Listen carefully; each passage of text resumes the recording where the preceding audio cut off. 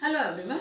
व्याकरण में आज हम लोग कुछ युग्म अलंकारों के मध्य अंतर के बारे में जानेंगे। तो सबसे पहले यमक और श्लेष अलंकार। यमक और श्लेष अलंकार के मध्य क्या अंतर है? तो यमक अलंकार कहाँ होता है?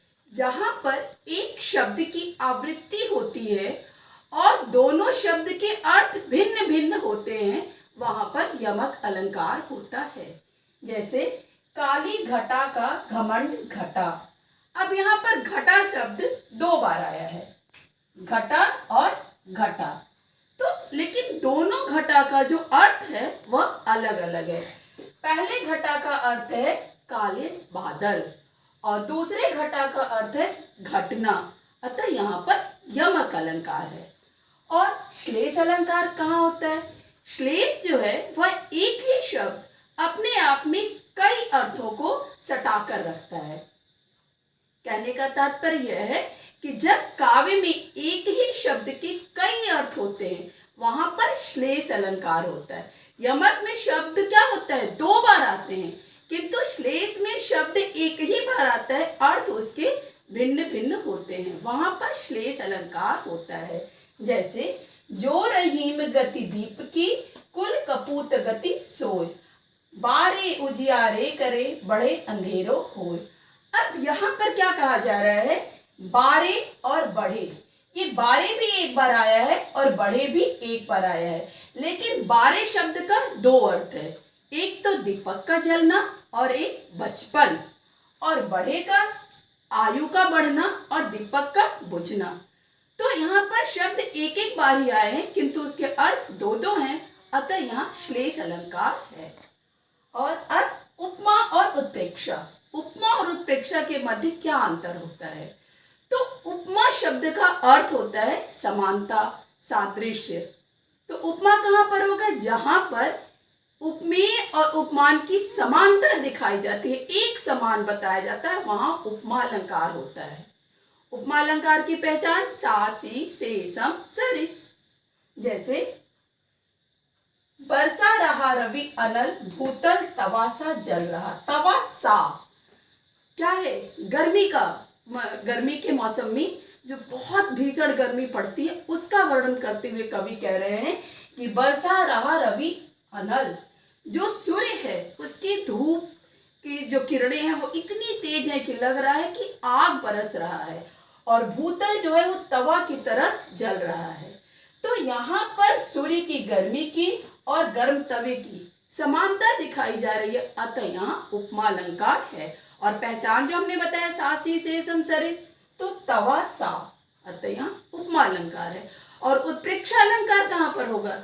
जहां पर उपमेय में उपमान की संभावना व्यक्त की जाती है। उपमा में तो समान बताया जाता है, किंतु उत्प्रेक्षा में उपमेय में उपमान की संभावना व्यक्त की जाती है। और उसका पहचान क्या होता है? जनू जानहु, मनु मानहु, ज्यों त्यों।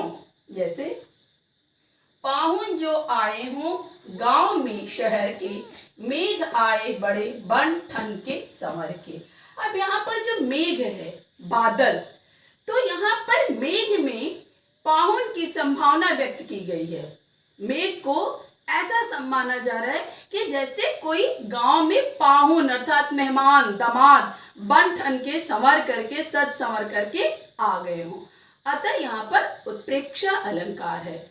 उपमेय में उपमान की संभावना व्यक्त की गई है, मेघ में पाहुन की संभावना व्यक्त की गई है। और नेक्स्ट है उपमा और रूपक अलंकार।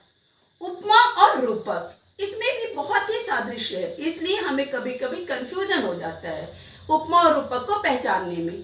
तो उपमा कहाँ होगा? जहां पर समानता होगी उपमेय और उपमान में। और रूपक में क्या होता है कि उपमेय में उपमान की का भेद रहित आरोप किया जाता है। मतलब उपमेय और उपमान में इतनी समानता होती है कि उपमेय को ही उपमान मान लिया जाता है। जैसे उपमा को देखिए, मुख बाल रवि सा लाल होकर ज्वाल सा बोधित हुआ। मुख बाल रवि सम लाल होकर ज्वाल सा बोधित हुआ। यहाँ पर अर्जुन की क्रोध का चित्रण किया गया है कि अर्जुन का जो मुख है वो क्रोध से एकदम लाल हो गया है, और लाल होकर के वो कैसा लग रहा है? ज्वाल सा बोधित हुआ। एकदम लग रहा है कि अग्नि की ज्वाला, जो अग्नि की लपटें निकलती हैं, वैसा लग रहा है। और कैसा लग रहा है? रविसम। और जैसे सूर्य, जो प्रातःकालीन सूर्य होता है एकदम लाल होता है, वैसा लग रहा है। तो अर्जुन के क्रोध से भरे हुए मुंह की तुलना प्रातःकालीन सूर्य से की गई है और अग्नि के लपटों से की गई है। समानता दिखाया गया, अतः यहाँ पर उपमा अलंकार है। और रूपक अलंकार कहाँ पर होगा? जहां पर उपमेय में उपमान का भेद रहित आरोप किया जाता है, उपमेय कोई उपमान मान लिया जाता है, वहां पर रूपक अलंकार होता है। जैसे मैं तो चंद्र खिलौना लहूं, यहाँ पर चंद्र में खिलौने का आरोप किया गया है, भेद रहित आरोप, अतः यहाँ रूपक अलंकार है। और नेक्स्ट है संदेह और भ्रांतिमान। ज्यादातर लोगों को लगता है कि संदेह और भ्रांति या भ्रम एक ही है, लेकिन ऐसा बिल्कुल भी नहीं है। संदेह कहाँ पर होता है? जहां पर उपमेय और उपमान में गुणों के कारण, कर्म के कारण, किसी भी आधार पर समानता के कारण हमें संदेह रहता है, शक रहता है कि ये है या ये है। मतलब हमेशा एक संदेह बना रहता है, निश्चित नहीं हो पाता है कि आखिर ये है क्या। वहां पर संदेह अलंकार होता है। जैसे लक्ष्मी थी या दुर्गा थी या स्वयं वीरता की अवतार। अब यहाँ पर सुभद्रा कुमारी चौहान जी जब लक्ष्मीबाई की वीरता को देखती हैं तो उन्हें यह संदेह होता है कि यह जो नन्ही सी बालिका है, यह लक्ष्मी है, दुर्गा है, या ये खुद ही एक वीरता की अवतार है। वह किसी निर्णय पे नहीं पहुंच पाती हैं, उनके अंदर संदेह बना रहता है, अतः यहाँ पर संदेह अलंकार है। और अगला है भ्रांतिमान अलंकार।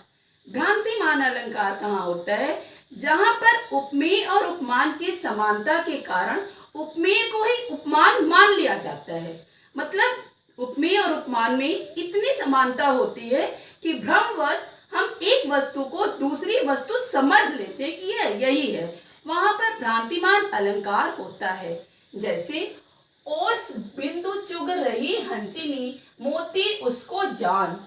अब यहाँ पर ओस की बूंदें पड़ी हुई हैं और वो ओस की बूंदें मोती की तरह चमक रही हैं, और हंसनी जो है उन ओस की बूंदों को मोती समझ करके चुग रही है। तो यहाँ पर हंसनी ओस की बूंदों को मोती समझ ली है, उसे संदेह नहीं है कि मोती है या नहीं कि में वो नहीं उलझी हुई है, बल्कि वो उसको मोती समझ ली है और मोती समझ करके उसे चुग रही है, अतः यहाँ भ्रांतिमान अलंकार है। और यहाँ पर हमारा यह वीडियो पूरा हुआ। धन्यवाद।